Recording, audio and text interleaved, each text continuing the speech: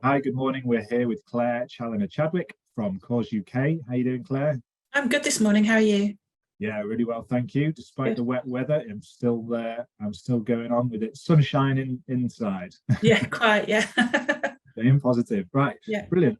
Looking forward to this. So if you'd like to introduce yourself and let us know a little bit about who you are, what you do, and how long you've been doing it for, please.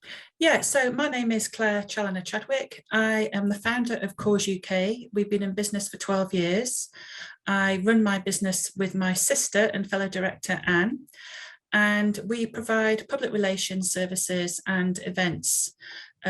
We also creatively try and manage arts related projects. We did a play recently, actually, this year. Wow. And but our bread and butter is public relations services to ethical businesses, social enterprise, charities, and good causes. Fantastic. So 12 years, that's a good time going in business there.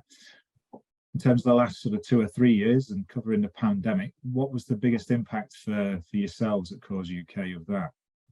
Well, actually, our business increased during the pandemic. We represented one of our main clients was the NHS Nightingale Hospital for Yorkshire and Humber, so we represented them in the media.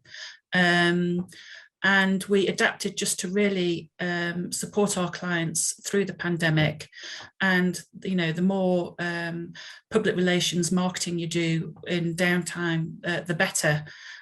So we did a lot of pro bono services, but also we were contracted to do some special services during the pandemic. The main challenge, of course, for small limited company businesses was the lack of parity of support from the government. So I guess as limited company directors, where we pay ourselves via dividends, that was a challenge for us. So yeah, I think having a good accountant during the pandemic was brilliant. Yeah. And leaning on our accountants and adapting like everybody else was something that we're a very flat organization, so we adapted very, very well, although it was extremely stressful, as I'm sure it was for everybody else. Yeah. Were there any sort of actions that you had to take as a business that you stuck? So maybe 1 or 2 aspects where you think we're going to have to change and work like that, whether it's systems or the way you work, and that you've stuck with? Well, interestingly, for 12 years, we've always worked from home. We're a very flat business, and you know our overheads are very flat. And we've always had that networked approach. We work a lot with creatives, filmmakers, designers, like minds really, and we don't have huge overheads. It's all incredibly flat. Sure. So we were able to survive the challenges, as we will going forward with austerity and the budget being announced today.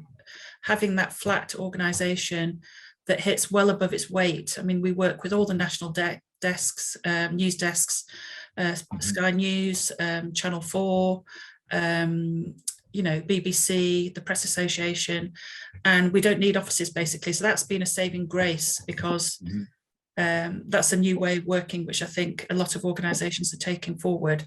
And that's been a saving grace for us to always be working from home. Sure. Yeah. Good stuff. Thank you for that. So what does the future look like for where you are now? We've won this year some international clients, which are fantastic. So we work with Care Pakistan, which runs 300 schools in Pakistan for children in poverty. They've asked us to do all their international media, throw the spotlight on their case studies and their foundation. We work with a French company, which, I mean, if you go to our website, you'll see a lot of case studies. So we work a lot with ethical businesses, and we're pitching for lobbying and doing more lobbying work and campaign work. So it's all very interesting. We've got a really good reputation.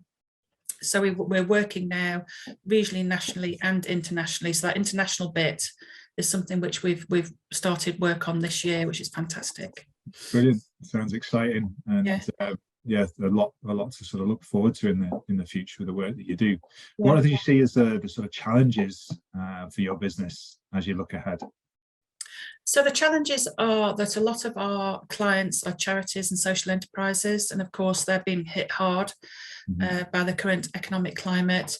We're diversifying into representing big businesses, which in a way, those contracts helped fund our good cause related PR and marketing work. So we're continuing on with that strategy, and we've always done one piece of pro bono work a year. And over the last 12 years, we've raised about £1 million for charity, which we're very proud of, being a small team. But it is the challenge to that market. We'll continue to support, but we will pump prime via our, business clients, which we can charge a little more for.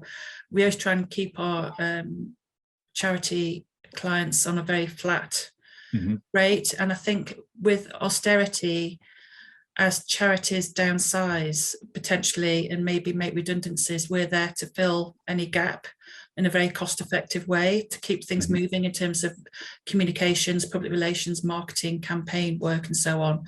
Sure. So in a way, 12 years ago, we were set up in austerity anyway. It's come full circle. Yeah. And the view is that we're the sort of cost-effective PR and marketing department, which unfortunately in these challenging times, some charities and businesses will be making, unfortunately, redundancies. So we can shoehorn in to keep things going flatter and more cost effectively than ever before, I think. Yeah. Thank you for that. So moving on to yourself as a business owner over the last 12 years, what would you say, if you can pick one, is your biggest learning that you've had to date? I think it's learning the sort of 360 degrees of what it means to run a business. So it's not just being an expert in your field, but you have to become an expert in accountancy, VAT, tax, forward planning. And my advice is, your accountant has to be your best friend, to be your go-to advisor, and to find a really good accountant and stick with them. If you can. It's everything else. It's invoicing, it's credit control, it's learning from the ground up everything you need to learn about running a business. Not just it's great being an expert in your area, but you need to be an expert in all areas. Yeah, you have to have a handle on all areas, as you say. Visibility for that in order to keep the business growing as well as being stable.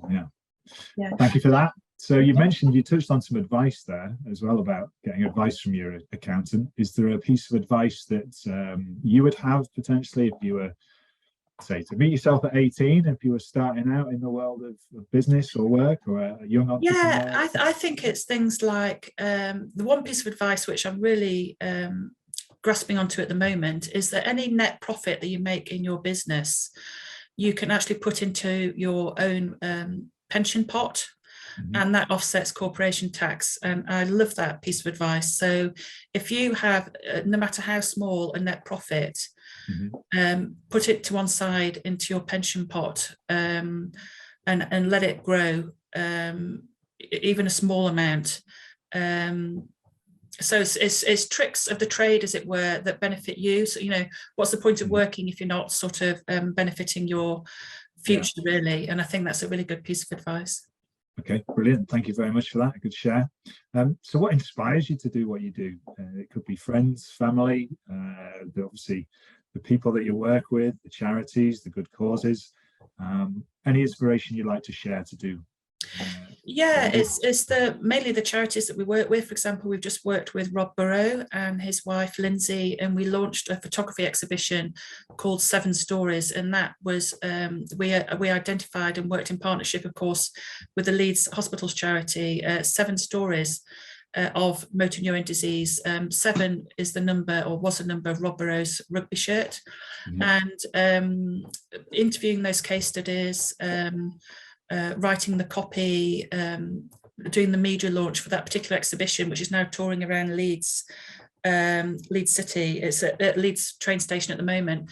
Was very inspiring, motivational, life affirming joyful, because it was just put everything in perspective about human endeavour and the human spirit and positivity. So we champion case studies like that throughout our work. Currently, we're working on a fuel poverty campaign. So we're highlighting that 6.1 million people in the UK will be worried about heating their homes this Christmas. And we're working with Sky News, the Channel 4 staff packed lunch to work up stories and case studies around that theme this Christmas. And we're helping the most amazing songwriter called Elliot Kennedy launch a Christmas single. He's worked with all the greats, Aretha Franklin, Celine Dion, Bryan Adams. He's a songwriting partner to Gary Barlow. He's penned a Christmas single which he wants to raise money for National Energy Action. So we're doing all the campaign work, all the media work around that. So really it's just the work that we do is very fulfilling. It's mission driven, it's purpose driven. And I think most people who in their working lives want to incorporate that into their working lives. So any cause related campaign, cause related marketing, any PR campaign or charity affiliation or designing campaigns. B Corps is a huge initiative at the moment where businesses are signing up to B Corps so that mission driven work is part of their DNA, is part of staff motivation and so on. So we like working with those teams and working at projects. Again, it's about business being a force for good in the world, not just profit. Yeah, definitely. Lots of inspiration there shared. Thank you very much for that. So lastly, is there any latest news around your business that you want to share? I mean, you've shared a fair bit of what you're up to there. Is there a website that you might want to guide us to in terms of letting us know where to reach out to, that kind of thing? Yeah, so our website is causeuk.com. We're based in Yorkshire, but we work nationally and now internationally. Be pleased to hear from anybody, and we'll be pleased to do some free consultation for an hour or two to any business or charity, social enterprise that wants to learn or some quick tips on how to get your business in the media. Fantastic. Thank you very much, Claire. It's been a pleasure talking to you, and I sincerely wish you all the best with it for the future. Thank you, Mike. Take care.